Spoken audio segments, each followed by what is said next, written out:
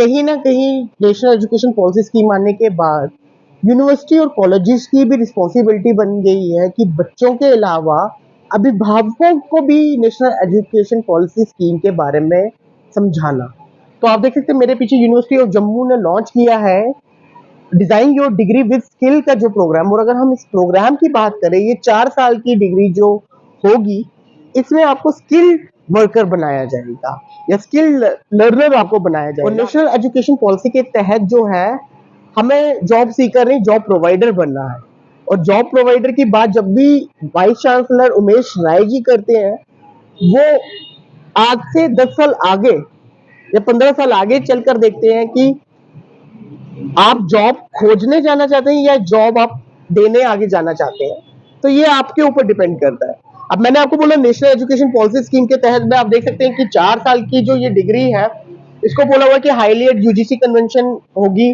और main campus में ये जम्मू यूनिवर्सिटी की हो रही है। 12वीं में 60% अगर आपके जनरल कैटेगरी में है और 55% अगर रिजर्व कैटेगरी में है, तो आप इसके लिए अप्लाई कर सकते हैं। एंट्रेंस जो है वो 20 को है और जो एप्लीकेशन की आवेदन फॉर्म भरने की जो आखिरी डेट है वो 18 को है। और अभिभावकों के लिए 8, 11 और 14 तारीख को ओपन हाउस रखा गया। और ओपन हाउस की मैं बात करूंगा, 8, 11, 14 को जो ये ओपन हाउस रखा गया, इसमें मैक्सिमम सवाल पेरेंट्स के ये थे कि इस डिग्री के बाद क्या ये बच्चे जॉब पकड़ पाएंगे।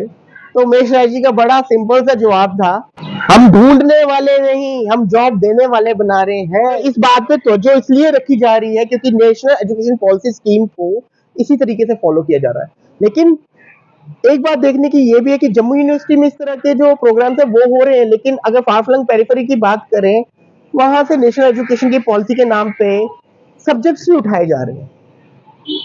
और ये बड़ी हैरानगी की बात है कि अगर अभिभावकों के लिए यहाँ पे ओपन हाउस रखा जा सकता है जम्मू यूनिवर्सिटी द्वारा, तो कॉलेजेस में क्यों नहीं इस तरह के ओपन हाउसेस रखे जाते, जिससे कि जो बच्चों को चूज करने में इतना बच्चे मॉनिटरी डिसीजन नहीं ले सकते। इस चीज पर हमें ध्यान देना पड़ेगा। आज के बच्चे मॉनिटरी डिसीजन नहीं ले सकते, जो मॉनिटरी डिसीजन है वो उनके पेरेंट्स लेते हैं। तो कहीं ना कहीं बच्चों की क्लास को छोड़कर हमें पेरेंट्स की क्लास को लेना चाहिए। जैसे वीसी के आग्रह पे इस तरह की ओपन हाउसेस रखे गए हैं, क्या आपको नहीं लगता कि इसी तरह की जो क्लासेस हैं वो और डिग्री कॉलेजेस में होनी चाहिए थी और यूनिवर्सिटीज में होनी चाहिए थी, ताकि जो पेरेंट्स हैं, अभिभावक हैं, वो समझ पाए कि नेशनल एजुकेशन पॉलिसी क्या है, किस तरह है और किस तरह काम करती है।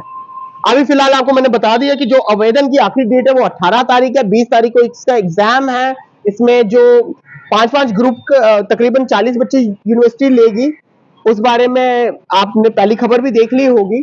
और जो इससे रिलेटेड चीजें हैं वो हम आपको जरूर साझा करेंगे। इस तरह से यहाँ पर इस तरह के ओपन हाउसेस लगे, आपको क्या लगता है कि इस तरह के हाउसेस जो है ओपन हाउसेस और कॉलेजेस में भी होने चाहिए थे, जैसे कि जीडीसी कठुआ, जीडीसी भद्रवा, जीडीसी डोडा, इसी तर्ज पर, ताकि बच्चों के अभिभावक जो है वो समझ पाए कि नेशनल एजुकेशन पॉलिसी आखिर में क्या है। क्योंकि हम देखते हैं फार से बड़े तर्क वितर्क आते हैं जो कि हजम नहीं होते। तो इससे अच्छा है कि लेक्चरर्स को या प्रिंसिपल को ही समझा देना चाहिए बच्चों के अभिभावकों को कि आखिर में ये जो एनईपी है वो क्या है।